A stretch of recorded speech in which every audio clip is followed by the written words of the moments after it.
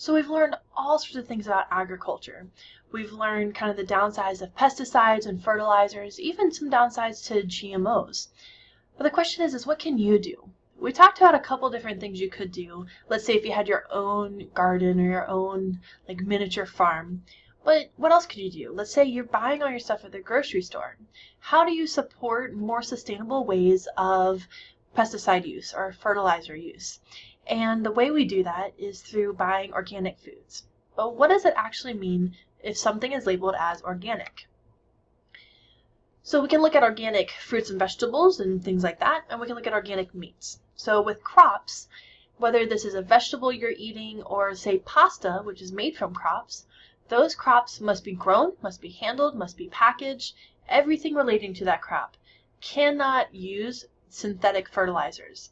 That would be the fertilizer that comes in a bag labeled with the NPK, that nitrogen, phosphorus, and potassium. It also cannot use synthetic pesticides, so pesticides such as Roundup or atrazine, or really anything that comes in a bottle. Now again, this doesn't mean that they're not using fertilizers and pesticides, but they're using more natural fertilizers and pesticides. They're using compost, they're using lilac to deter pesticides. And then finally, they cannot use genetically modified organisms. So the corn that they're growing is 100% corn. There's no DNA from anything else. So essentially, they're just doing everything to avoid any kind of human or synthetic intervention with these food items. When it comes to animals, say organic beef or organic chicken, they have to live in natural living conditions. So for example, that would be these cows living in a pasture. They cannot be kept in a huge shed forever. It is okay if they go into one at night or they have one available to them, but they must be in a pasture or open land. All of the food they are given, so if they're not completely eating from the pasture, all food given must be 100% organic. So you can't be feeding them that GMO corn or GMO soy. So your organic cows and organic chickens, they're eating probably better than you because they're eating 100% organic food. You also can't use any hormones in them. So a lot of our meat industry uses growth hormones to make our cows, chickens, pigs larger. And you cannot use antibiotics, and I should say broad spectrum antibiotics. Because a lot of our animals are farmed into very large farming facilities, there's such in close density with one another, they eat a lot, they poop a lot, and they are around each other a lot. And you probably know this, if you're around someone else for a long period of time, if they get sick, you're going to get sick. And the same thing happens in here, but you have thousands of cows all right next to each other. So what farmers do is they give them all antibiotics, even if they're not sick, because more than likely they're going to become sick. So even if they never get sick, you actually have a whole bunch of antibiotics, and that actually passes on to the milk. So you are drinking antibiotics when you are consuming milk. So animals that are organic have to eat organically, and they really can't be modified too much either. So how do you know what's organic? Well, one way is through labeling. And we'll talk about labeling soon. In the meantime, though, go ahead and pause. I want you guys to take a look at this video. It gives you an idea of what an organic farm looks like, but they talk about some of the things that they personally do in their organic farm that kind of helps stay away from these synthetic fertilizers and pesticides. So go ahead and pause here, answer those follow-up questions, and then move on to the next part of the slide.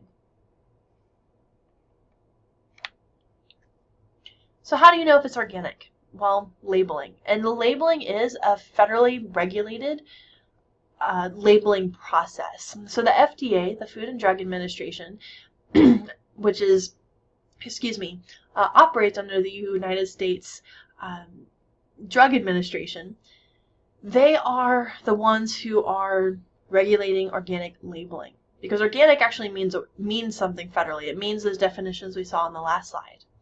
So there are 4 different levels of organic. The first level is 100% organic. Every single ingredient in that thing is 100% organic. So for example, this is 100% organic sweet corn. I guess it's only corn in here. Organic crunch dried snacks. So there's probably corn in here. There might be some breading or something. But no matter what, every single item in that package must be organic. If they're at 100% organic, they can label it as such. They can say 100% organic. And they can use this USDA organic symbol. And I emphasize can. Not all organic foods will use the symbol. Most of them do. But if it's a small item, they might not have room for it. So don't think, oh, it's not on there. That must mean it's not that organic. It could be. It just, maybe they didn't have room. But for the most part, they do try to put that organic symbol on it so that you know as a consumer it's organic. So this is the highest level, the most amount of organic.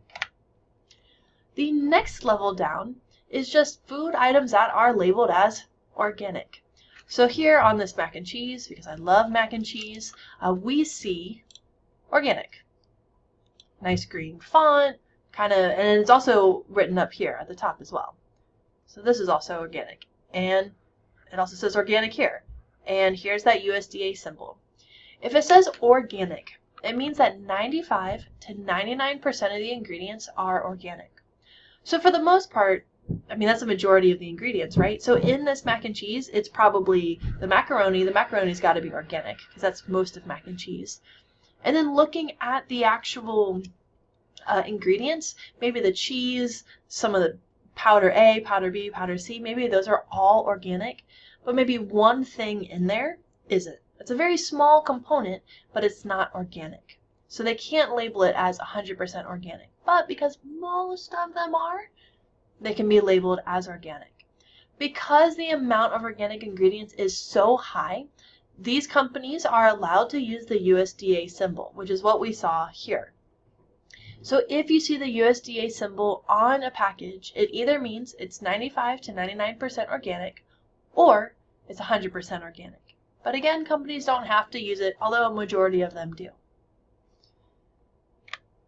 The next level down is a package that may say made with organic blank, made with organic something. So an example, this one says is made with organic tomatoes and pasta.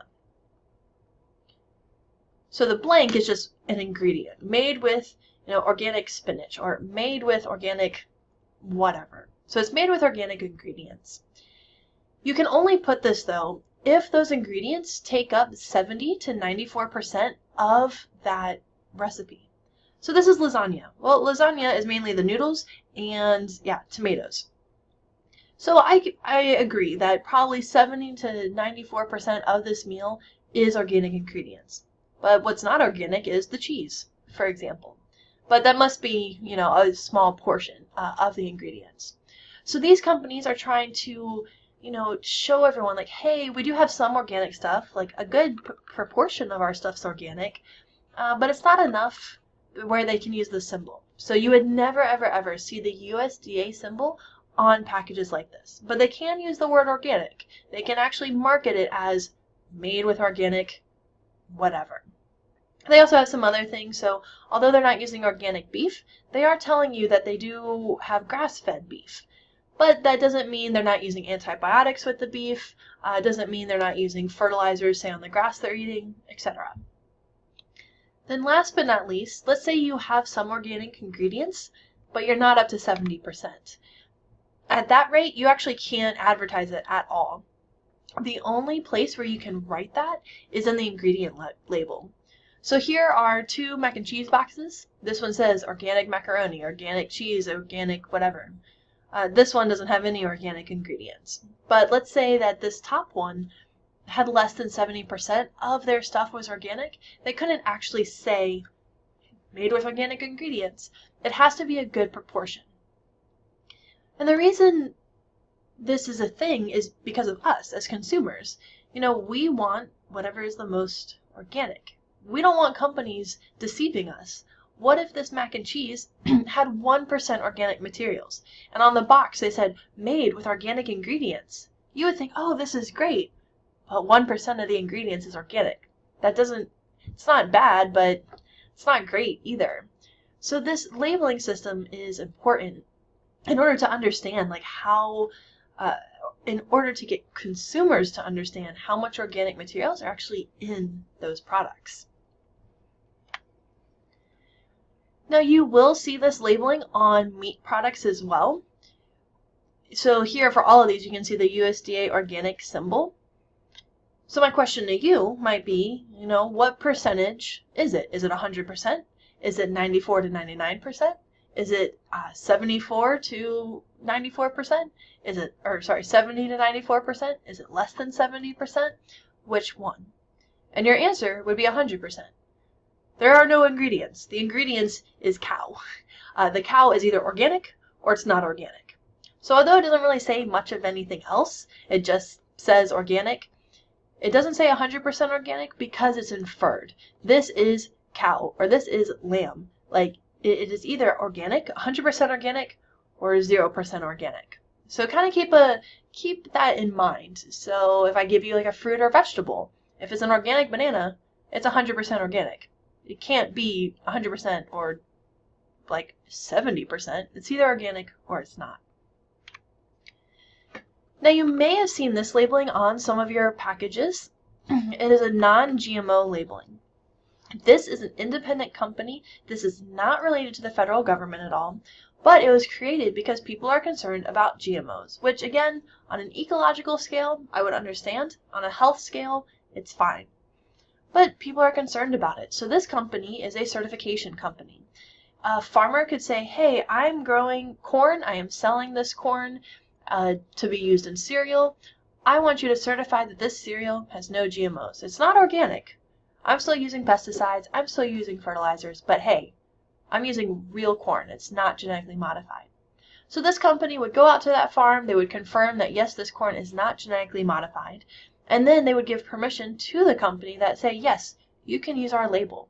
And again, the labeling is for consumers so that when we go to the store, if you are interested in buying non-GMO items, you can look for this symbol on the packaging.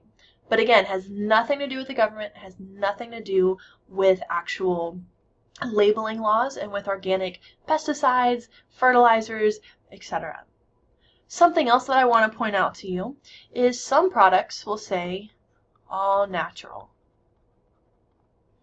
This means nothing.